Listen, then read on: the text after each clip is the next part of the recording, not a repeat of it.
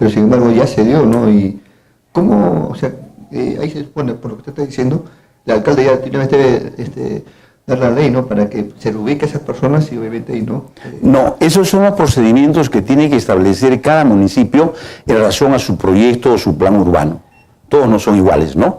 O sea, ya cada municipio, en función a su realidad, tiene que hacer esa planificación. El otro tema es un poco más serio de lo que yo conozco.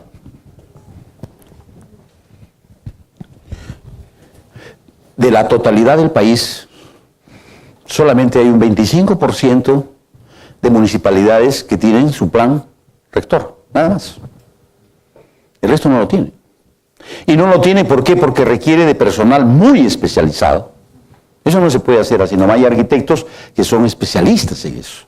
¿Y saben cuál es el tema actual de los chicos de arquitectura? Así, en reuniones de 120 arquitectos jóvenes, levanten la mano los que son urbanistas. 4 o 5, nada más. No hay.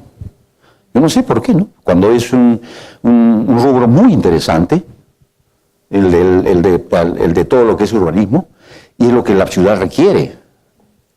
Nosotros, yo en todo el país, recorro todo el país, yo veo eso.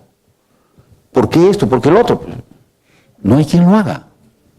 Hay algunos que no es que no quieran hacerlo, sino que no hay quien lo haga, no hay los profesionales que puedan, digamos, encargarse de esas tareas. Por eso yo siempre, cada que estoy con los arquitectos, les digo, por favor, ustedes tienen que colaborar, ¿no? A este plan. Nosotros nos toca, a los ingenieros nos toca nuestra parte, que ahí estamos cumpliendo. No, pero en el caso de los arquitectos sí hay un sector que no alcanza a los arquitectos que sean pues, especialistas en esto, son pocos. Y bien pagados, ¿eh? Pagados. Vamos a hacer 10 minutitos nomás, 10 minutos nada más de un break.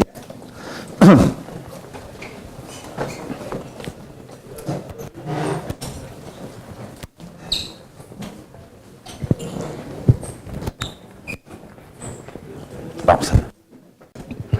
No se olviden de que hay 2 tareas que tienen para el martes, ¿no? Así que vayan discutiendo ustedes. Y ahora, si ustedes quieren saber la respuesta, yo tampoco la sé, ¿eh? Pero vamos a verla el día martes. Ok, continuemos. Vuelvo a invitarlos. Duda que tengan, pregunten. Vamos aclarando. Ahora, el esquema que vimos de la obra, recuerdan, ¿no? Nos involucra la licencia, nos involucra el saneamiento, y la ley también pues involucra eso. Entonces, si hay alguna pregunta que tengan o una duda que tengan sobre el saneamiento, me la hacen con toda confianza. En lo que yo pueda colaborar, ayudar, encantadísimo. En lo que veo que el tiempo nos queda corto, ¿no? Es que tenemos que analizar bien, pues también. Continuemos. Así como hay una definición para lo que es la habilitación urbana, ahora lo hay también para la edificación. Pero acá hay algo que está escondidito, pero que tiene mucha importancia, que lo vamos a ver. Nos dice así: resultado de construir una obra de carácter permanente sobre un predio que cuente como mínimo con proyecto de habilitación urbana aprobado. O sea, ahí nomás nos está diciendo que para que pueda darse una licencia, mínimo tiene que tener un proyecto de habilitación urbana aprobado. No dice que esté ejecutado. Es la diferencia, ¿no es cierto? O sea, no nos está diciendo en ningún momento de que el proyecto, la habilitación esté ejecutada, sino que el proyecto sea el que está aprobado. Y cuyo destino es albergar a la persona en el desarrollo de sus actividades. Comprende, ojo, esta es la novedad, voy a explicarla por qué. Comprende las instalaciones fijas y complementarias adscritas a ella. ¿Qué significa? ¿Por qué dice que las instalaciones fijas, permanentes, obras complementarias, comprenden la edificación? Porque son inversión. En muchos predios, el monto de la inversión en instalaciones, obras complementarias, en instalaciones fijas, es fuerte, más fuerte que la edificación. Un ejemplo, los invito a que ustedes que vayan acá a Gambetta, ¿no? En Gambetta, en el Callao. Ahí hay lotes industriales, 40.000 metros, 50.000 metros. ¿Y cuánto tendrán pues en edificación? Máximo pues tendrán 2.000 metros, y es mucho, ¿no? Y el resto, analicemos. ¿cuánto vale un cerco para circundar 50.000 metros? Excavación, cimientos sobre cimientos, muros, columnas, vía de confinamiento, eliminación. ¿Cuánto vale ese cerco?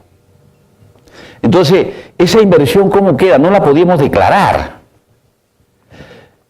Los accesos, las torres de vigilancia, todo eso, ¿dónde se declara? ¿Dónde le pongo la constancia de mi inversión? Acá la ley nos dice, la edificación te incluye eso. Entonces eso quiere decir que cuando nosotros hagamos la fábrica, la declaratoria de fábrica o de edificación, podemos incluir todas las instalaciones fijas, permanentes, obras complementarias y darle sustento legal, reconocimiento legal a todas esas obras. Es por eso que está eso ahí. Por eso hago esa aclaración. No es simplemente en la parte técnica, ¿no?, sino lo que significa dentro del punto de vista de inversión de todo eso.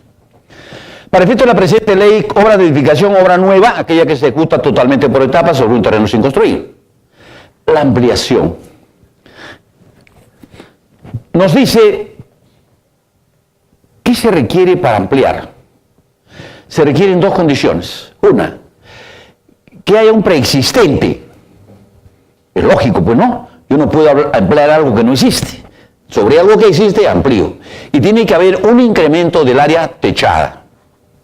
Y ahí es donde voy a hacer alguna aclaración. Por favor, si hay alguna confusión, me dice, ingeniero, no lo entiendo bien, y lo aclaro porque es importantísimo.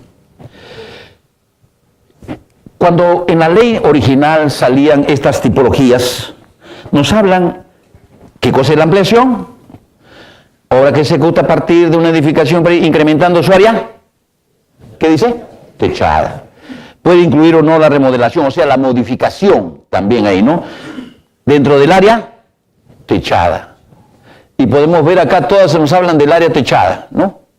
De obra que modifica totalmente la tipología original, refacción, obra de mejoramiento, renovación, no instalaciones de equipamiento, no altere el uso, el área techada. O sea, ¿cuál es la unidad de medida de la licencia? El área techada. Sin embargo, cuando nos hablaba de las modalidades, nos decía, por ejemplo, modalidad B, aquellas obras, acogen aquellas obras que no sobrepasen los 3.000 metros de área construida. Escucha, ahí pues nos doblaron el cerebro, ¿no? Entonces, el arquitecto que va a hacer el cuadro de áreas, ¿qué va a poner? ¿El área techada o el área construida? ¿Cuál? Ahí se generó un problema porque poco se conoce cuál es la definición del área construida y cuál es la definición del área techada. Y ambas están definidas por normas. El área construida está definida por la antigua ley de propiedad horizontal y la techada por la 27157, el Reglamento Nacional de Edificaciones, el Reglamento Nacional de Tasas, todos definen el área techada. Pero hemos insistido a través del colegio, como colegio, que se aclare esto. Y es así como, les pongo en conocimiento, ya no existe más el área construida, salvo autovalúo, nada más.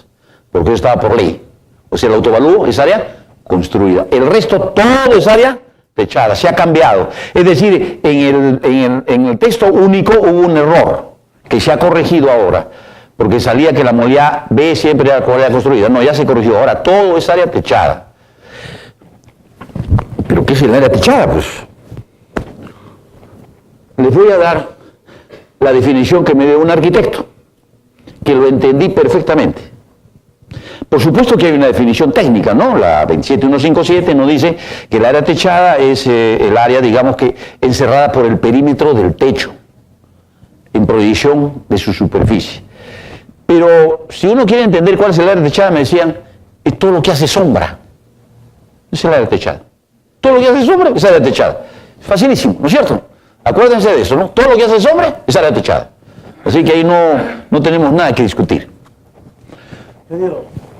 ¿Incluido también los voladizos? No, cuidado.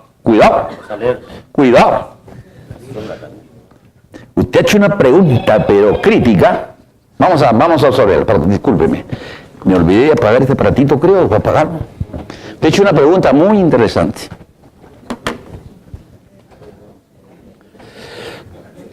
Y es una pregunta que compete también al supervisor. los aleros externos.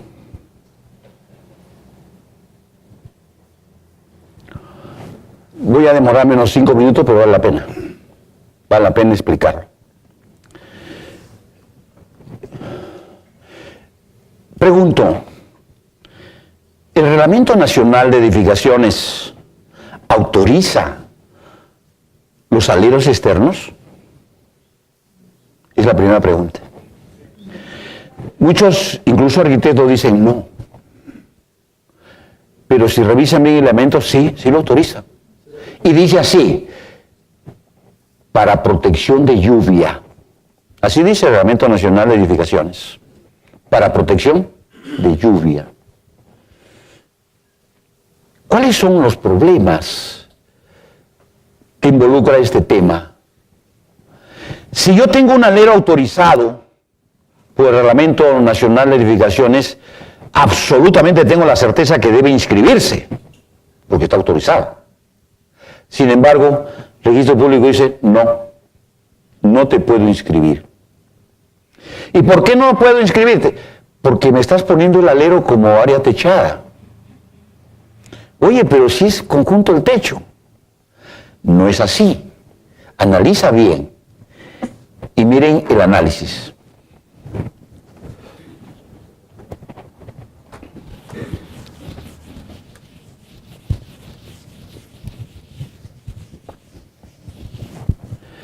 Nosotros debemos conocer lo que se llama la fórmula registral. La fórmula registral. Es decir, el registro público no tiene competencias técnicas. El registrador no puede hacer observaciones de tipo técnico. Lo que el registrador hace es observaciones de tipo registral. Y para eso, en su reglamento, hay una fórmula, que es esta. Nos dice que el área de ocupación es igual al área techada más el área libre. Esta es la fórmula que se basa el registrador para inscribir. Si no cumple con esa fórmula, no lo inscribe. ¿Y de dónde sale esa fórmula? Acá está el detalle, observen bien.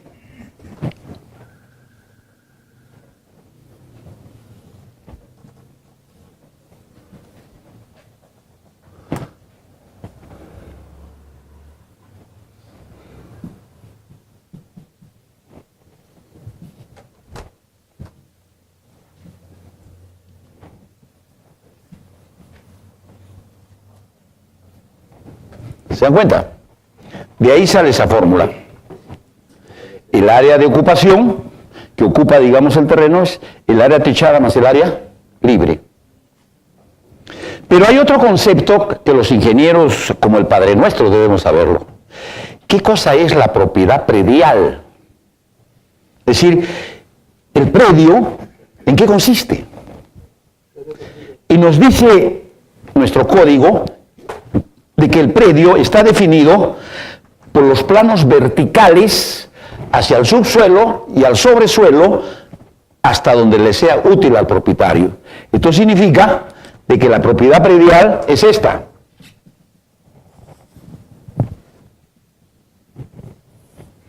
Medida en este punto de la superficie. Por eso es que tenemos los sótanos, tenemos el terreno, la edificación y ¿qué más? Los aires. Tenemos todo eso. Cuando hay un título, somos propietarios o es propietario de todo esto. Entonces, ¿cómo es posible, si eso es la parte del título que va a tenerse, tenemos la veredita al lado, que yo haga esta operación?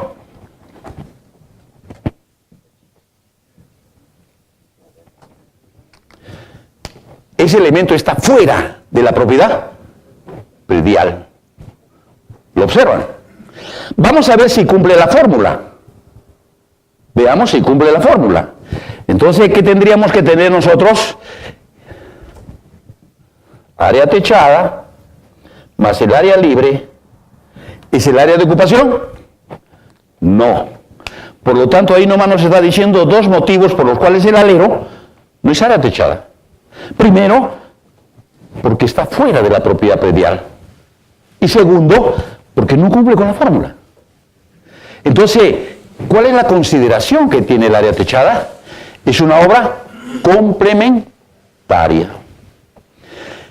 Si yo quiero que se inscriba ese alero, yo no lo puedo alcanzar dentro del área techada total, porque no es área techada. Entonces, la única manera de poder inscribir ese alero es siempre y cuando yo le diga al registrador, señor registrador, así en negrita, subrayado, como ustedes quieran, alero externo. Le estoy diciendo, acá hay un alero externo, fuera de la propiedad. Sírvase inscribirlo independientemente. Y el registrador eso lo va a inscribir independiente. Esa área del alero la va a inscribir independiente, pero no como parte del área techada. ¿Se ha entendido? Entonces, este tema de los aleros es bastante crítico. Sí, le escucho. Hay unas personas que incluso sobre ese alero externo han techado. A ver, un ratito.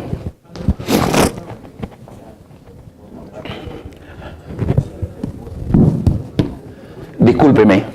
Sí, lo que le decía es que hay algunos casos en que incluso algunas municipalidades han aprobado sobrevolados en la vía pública segundos pisos. Vamos a verlo, ¿ok? Ahí nomás, vamos a ver. Lo que también sucede en algunas partes es que hacen esto. Miren.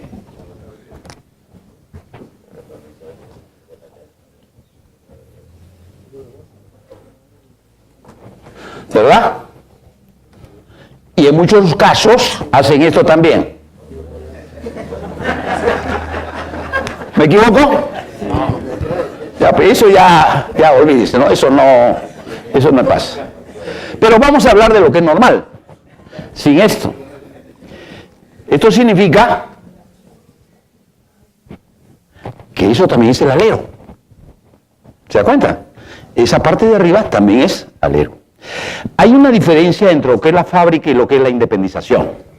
La fábrica es lo que fabricamos, pero la independización es lo que distribuimos con áreas de ocupación.